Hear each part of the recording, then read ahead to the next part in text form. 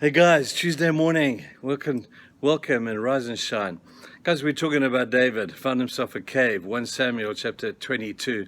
He'd been offended by Saul because Saul was offended by him.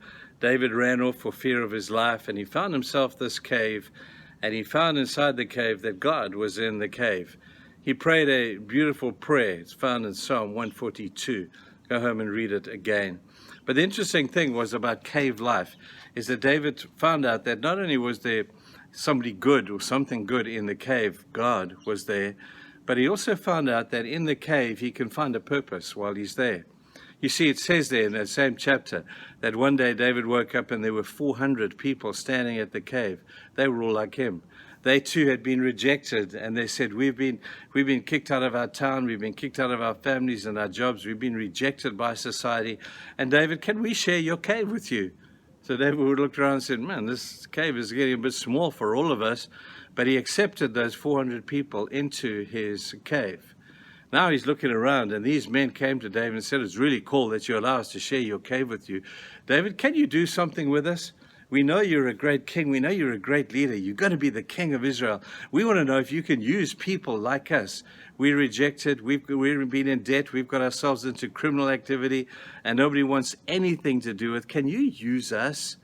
And David looked at this motley crew, and he said, you know what? I think I can. Why don't we form an army?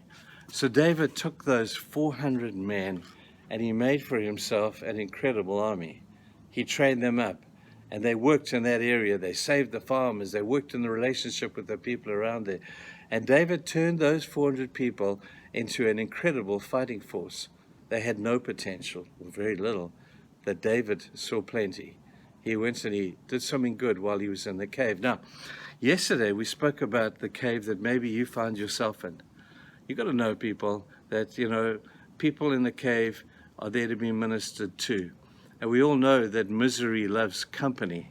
So when you're miserable and in your cave, you're going to find not only is God there, but it's not going to be long before you attract a whole bunch of other people there as well. And misery loves company, but don't let it stay there, because those people who share your cave are worthy of ministry. Turn them into an army. Do like David did and say, what can I do for these people? And when you do something for those people who are in the same position as you do something for yourself. It's amazing how strengthening that can actually be. And so David looks at these 400 people and he turns them into a great fighting force. He looked at those within the cave and he found a purpose in the cave. That cave that he'd run to for protection was a good place, but now he found a purpose within that place of protection. He ministered to those people, he loved them, he cared for them, and he raised up this army. Now I want to suggest, maybe in the cave that you've run into, you do know that there are probably other people who live in the same cave. They're your next door neighbors. They're the ones who are there with you. They too have suffered rejection maybe, and they're all wearing the same hat, and they're all sitting in the same position.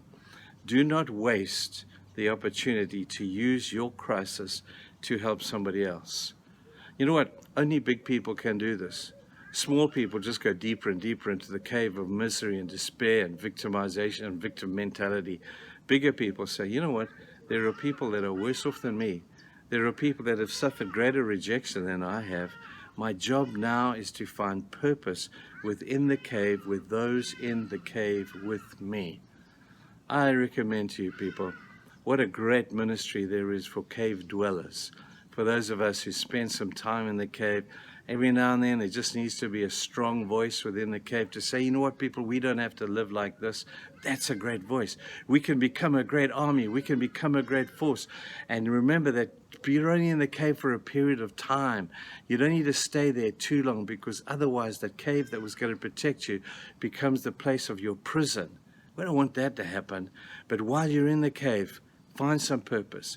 Find some meaning and some excitement in helping other people who share that same cave of despair, rejection, and just down with you. That's why church is a community. We don't need a bunch of individuals doing their own little thing. We need a community who care for one another, who when they find their caves, there are others who will join them to encourage and strengthen them. That's why I'm just so sold on the church community idea. God has put us together to encourage one another. Don't let pride hold you back. Don't let pride stop you from sharing your particular challenge. Allow God to use you to do what you need to do, even within the cave, so you too can fulfill your purpose. Make yourself a blessing, people, despite the fact that you too are in the cave. There are others with you. Let's go and think about that and look for people. They're there. They really are. Have a great day. Bye.